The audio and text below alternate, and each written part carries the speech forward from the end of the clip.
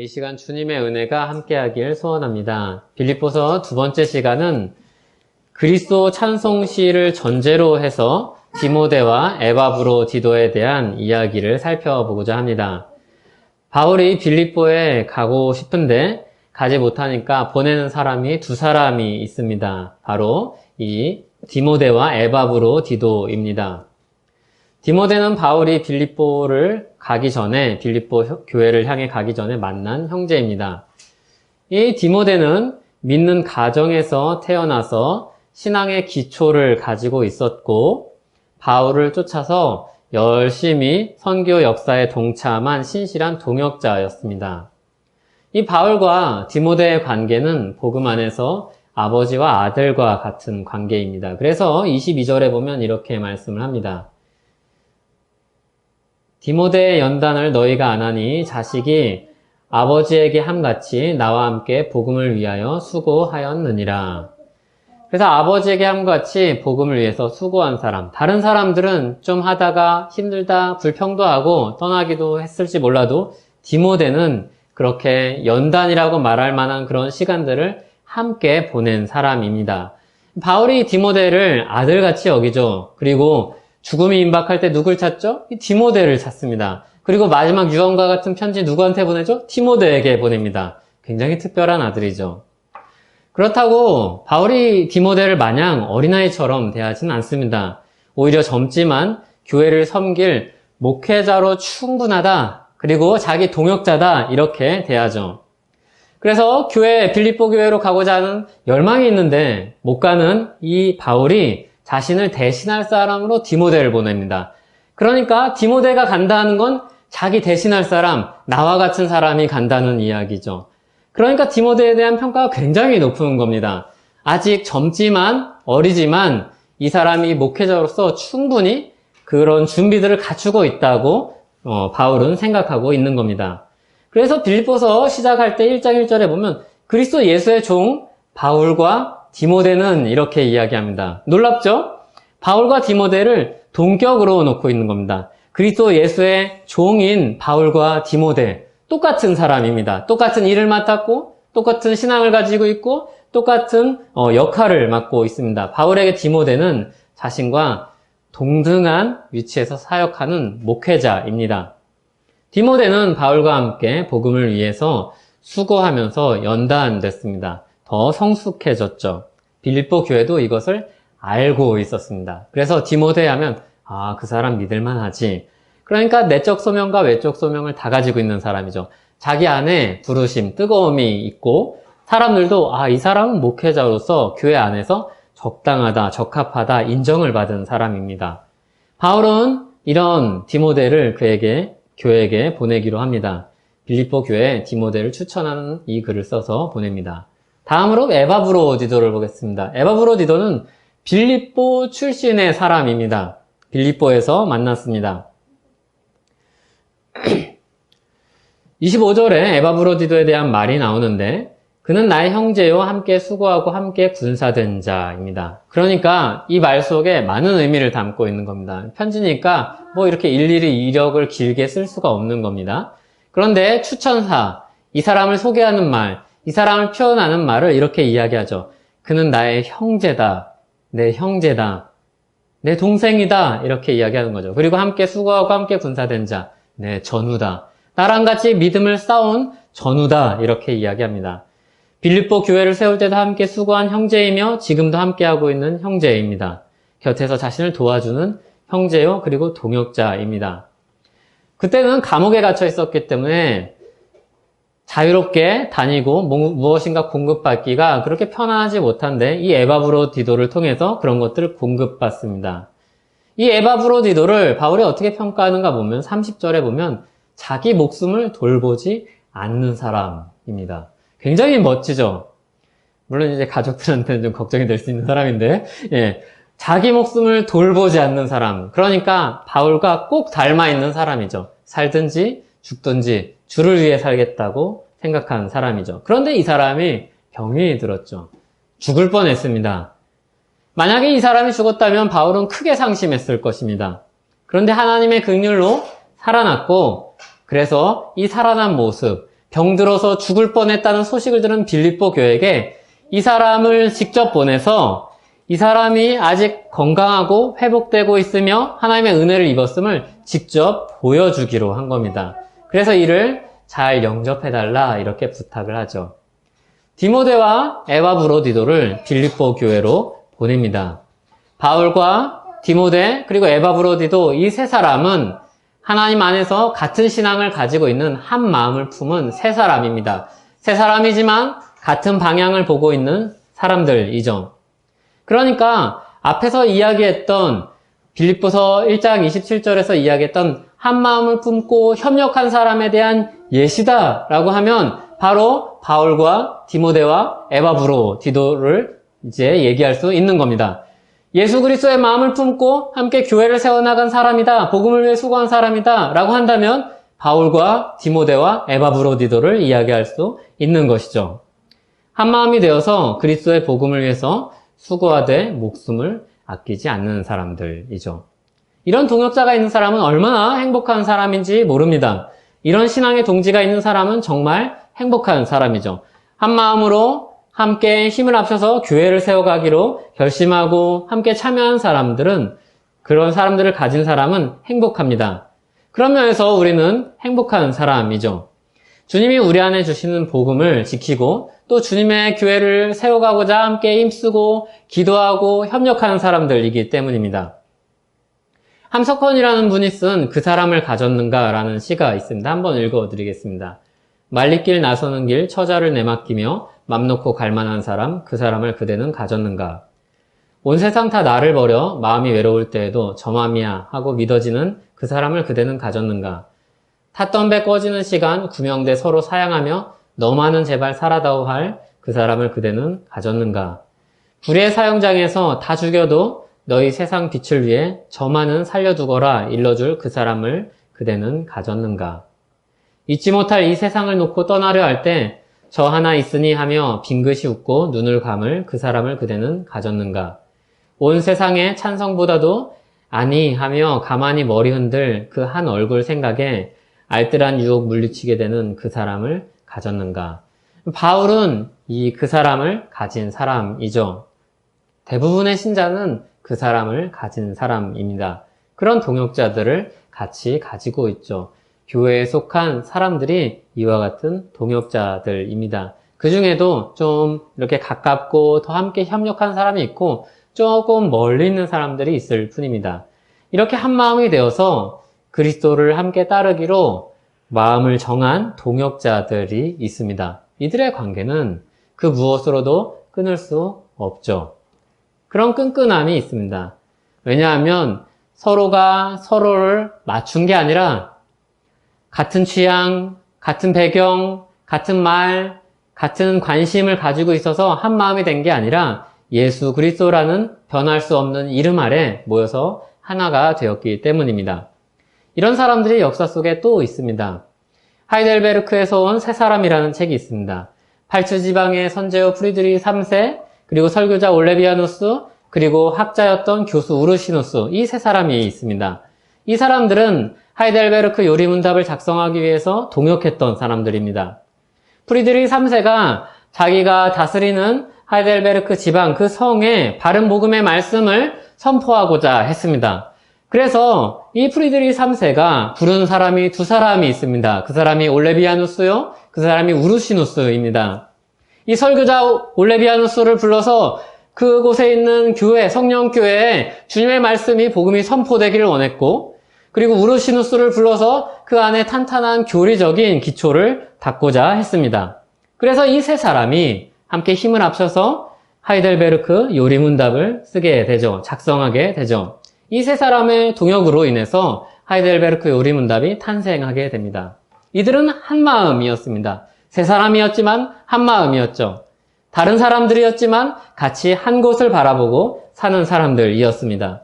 서로 다른 배경, 다른 성격을 가지고 있었지만 그리스도의 복음으로 하나 된 사람이었습니다. 이 사람들은 무엇을 가지고 있었냐면 같은 신앙 고백을 가지고 있었습니다.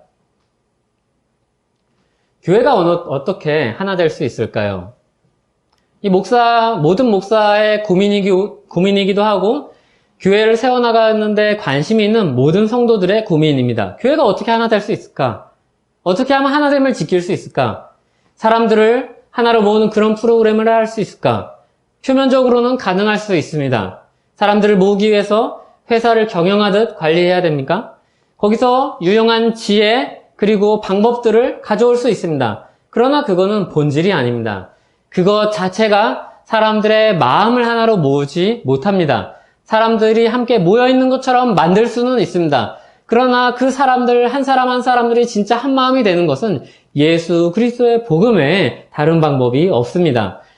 교회가 하나 될 수 있는 방법은 단 하나입니다. 예수 그리스도에 대한 같은 신앙 고백을 가진 것 외에 다른 방법은 없습니다. 예수 그리스도의 복음에 더 가까이, 너도 나도 더 가까이 가는 그 방법 외에 다른 방법은 없습니다. 한 마음을 품으라고 명령하는 이 단락의 끝, 빌립보서 2장 11절에 보면은 주님의 마음을 품으라는 이 말씀의 단락의 끝에 보면 이런 말씀이 나옵니다. 빌립보서 2장 11절입니다. 모든 입으로 예수 그리스도를 주라 시인하여 하나님 아버지께 영광을 돌리게 하셨느니라. 아멘. 여기 시인하여 라는 말이 confession입니다. 고백하다는 거죠. 신앙 고백을 이야기하는 겁니다. 예수 그리스도를 주라 신앙 고백하는 이 자들이 하나님 아버지께 영광 돌리는 사람들인데 이 사람들이 영광 돌리는 모습은 예수 그리스도 안에서 한 마음이 되어서 협력하는 것입니다. 남을 나보다 높게 여기고 낮게 여기고 그렇게 협력하는 것입니다. 서로를 섬기고 사랑하는 것이죠. 예수 그리스도를 주로 삼은 신앙으로 이 하나된 사람들이 주님께 하나님께 영광을 올려드립니다. 그들이 바로 교회입니다. 그러므로 우리가 교회 하나됨을 정말로 간절히 바란다. 그러면 우리는 우리가 믿는 바 신앙 고백을 더 굳건히 붙잡아야 합니다. 그리스도의 주권에 우리 온 마음을 다 내어드려야 합니다. 우리 교회로 들어오는 이 복도에 보면 액자에 걸린 두 개의 문양이 있는데 그 중에 칼빈의 문양에 보면 이 말이 들어있습니다. 꼬르메움 티비 오페로 도미네 프롬프테 에트 신체레. 멋있게 하려고 그러는데 외국말이라 잘 안 되는데 나의 마음을 내 주 당신께 드립니다. 즉각적으로 그리고 신실하게. 그리고 심장을 드리는 그림이 있죠. 이 고백을 가진 사람들은 서로 몰라도 하나됨을 이룰 수 있습니다. 서로 몰라도 우리 안에 같은 신앙 고백을 가지고 있으면 서로를 보면서 그런 생각을 하겠죠. 아, 나와 같은 신앙을 가진 형제구나. 나와 같은 신앙을 가진 자매구나. 나와 한 몸이구나. 이렇게 하나됨을 이룰 수 있습니다. 그런데 이와 같은 고백이 없는 사람들은 서로 잘 알아도 친해도 하나됨을 이룰 수 없습니다. 유대 속담에 그런 말이 있다고 합니다. 랍비가 둘이면 주장은 세 개다. 예, 재밌는 말이죠. 굉장히 지혜로운 말입니다. 사람 마음을 어떻게 하나로 모을 수 있습니까? 한 사람과 한 사람의 마음을 맞추고 또 이 사람과 또 다른 사람의 마음을 맞추면 이 사람과 첫 사람의 마음이 다를 것입니다. 그게 사람 마음입니다. 모든 사람이 한 분이신 그리스도께 초점을 맞출 때 우리는 하나가 될 수 있습니다. 이것은 마치 우리가 줄을 세울 때 기준을 세워야 되는 것과 같습니다. 아무리 앞에 있는 사람을 보고 잘 맞춰도 맨 앞에 있는 기준과 무관하게 줄을 맞춰 나간다면 점점 틀어져서 끝에 가면 처음의 기준과 굉장히 많이 틀어진 것을 우리가 보게 될 것입니다. 그러나 모두 그리스도를 바라보고 마음을 맞춘다면 굉장히 아름다운 교회로, 하나의 교회로 한 몸으로 바로 서게 될 것입니다.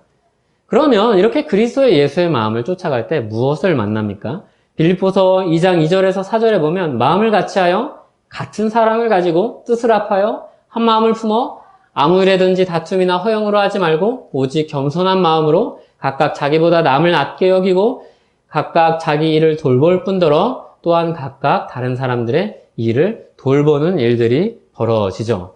그러니까 간단히 서로를 섬기는 겁니다. 배려하는 거죠. 사랑하는 겁니다.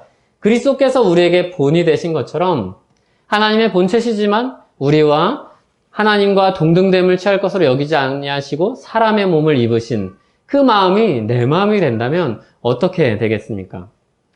다른 사람이 나와 다른 게 무슨 상관입니까? 성격이 다른 게 도대체 무슨 상관입니까? 사람은 원래 다르지 않습니까? 다른 사람이 나보다 낮은 사람인 게 무엇이 문제입니까? 나보다 다른 배경을 가진 사람이 무슨 문제입니까?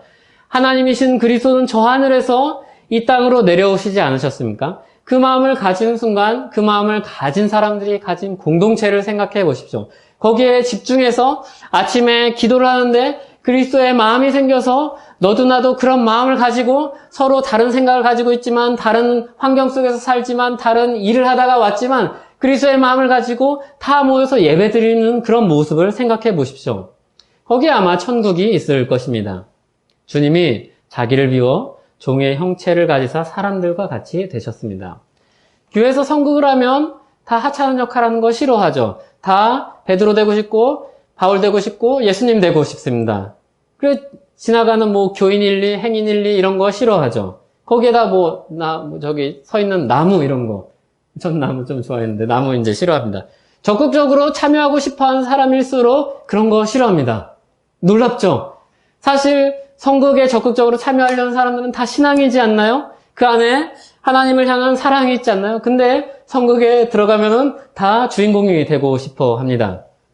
그러니까 그 마음 안에는 무엇이 은근슬쩍 들어왔냐면 이 극을 아름답게 만들어서 복음의 의미를 잘 드러내겠다. 또 있지만 그런 것보다 갑자기 그 안에서 조금씩 내가 그 역할을 하면서 빛나고 싶다. 이런 마음이 틈타는 겁니다. 그러니까 이게 다 그런 게 아니고요. 설명을 위해서 비약을 한 겁니다. 말하자면 그렇다는 거죠. 성극을 하면서 얼마나 신실한 분들이 많은지 제가 많이 보았습니다. 그런데 말하자면 주님은 지나가는 행인 1, 2로 오신 거죠. 하나님이 사람이 되셨다는 건 종의 형체로 오셨다는 건 그런 거죠. 지나간 사람 행인 1, 2로 오신 겁니다. 그래서 사람들이 주목하지를 않았죠. 무시했죠. 내가 저 사람 아는데? 지나가다 봤는데? 저 사람 태어난 거 잘하는 거 내가 봤는데? 아는데? 어디 학교 다니는지 아는데? 성적 아는데? 그런 거죠.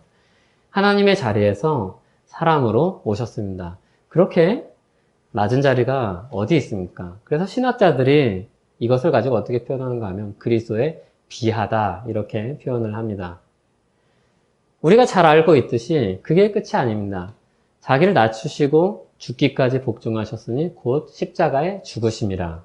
아멘. 우리를 살리려고 자기를 낮추시고 그리고 또 낮춰서 사람으로서는 가장 끝자락인 죽음에 이릅니다. 근데 죽음도 명예롭게 죽지 않죠. 비참하게, 불명예스럽게, 불의한 자로 강도와 함께 달려서 죽으시는 겁니다. 만약에 우리가 이런 주님과 같은 마음을 품고 우리를 살리기 위해서 오신 그리스도의 마음을 품고 교회에 온다면 교회에 무슨 큰 소리가 나겠습니까?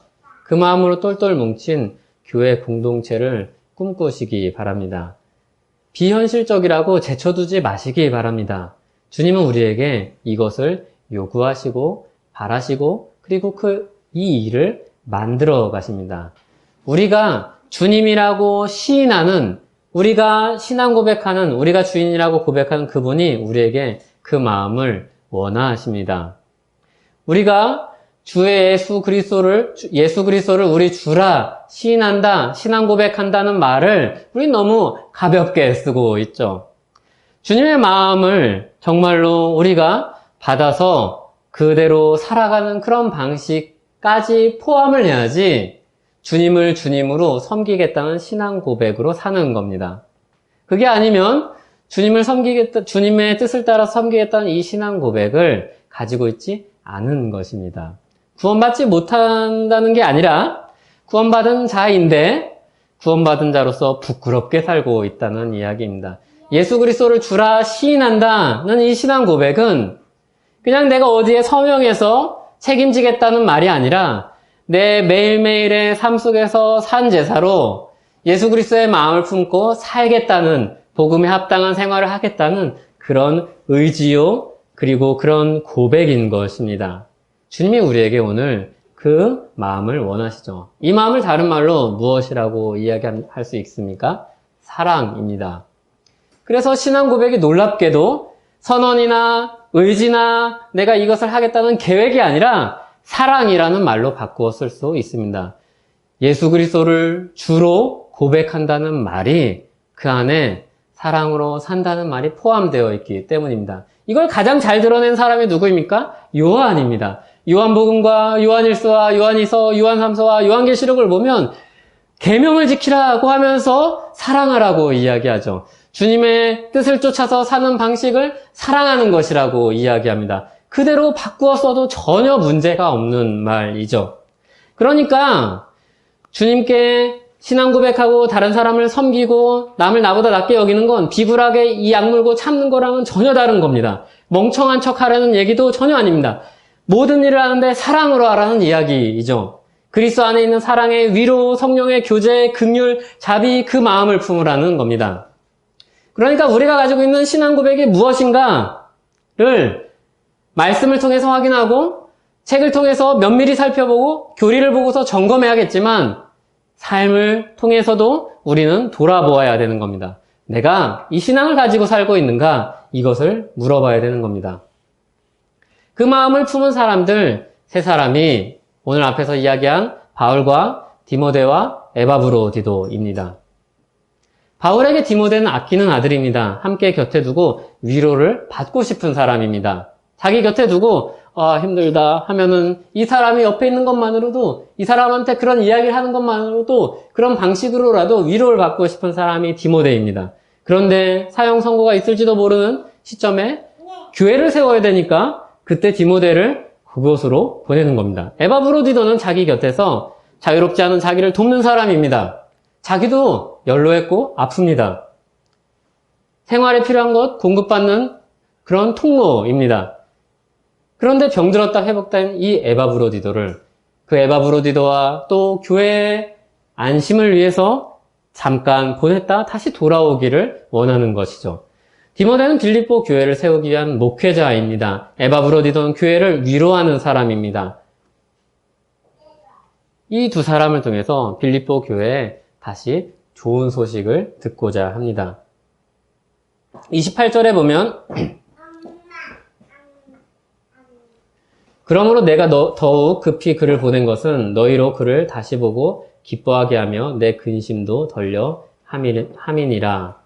가서 죽을 뻔했지만 살아 돌아온 그 모습을 교회에게 보이고 그리고 거기서 좀 쉬고 좀 더 회복되고 그리고 돌아와서 빌립보 교회에서 믿음의 싸움을 싸우면서 이룬 아름다운 열매들을 전해 듣고 싶은 겁니다.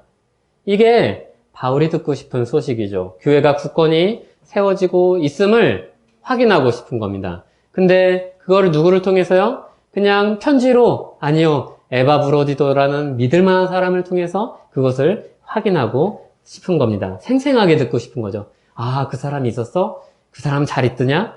그 사람 건강하니? 그 사람 믿음이 어느 정도고 진보했니? 이렇게 묻고 싶은 겁니다. 그래야지 마음에 안심이 될 것 같습니다. 사랑하는 만큼 세세하게 깊이 알고 싶은 겁니다. 지금 자기에게 제일 필요한 사람이지만 교회를 위해서 보내고 그리고 교회의 상황을 듣고 싶은 겁니다. 이렇게 결정을 하죠. 이렇게 한 마음을 가진 이 세 사람, 사실 더 많은 사람이 있지만 이 세 사람을 통해서 우리는 교회가 하나 되는 방식과 교제하는 그런 실제를 배웁니다. 그리스도의 사랑을 품고 움직이는 사람들을 봅니다. 이 사람들에게 무엇이 가장 우선되어 있습니까?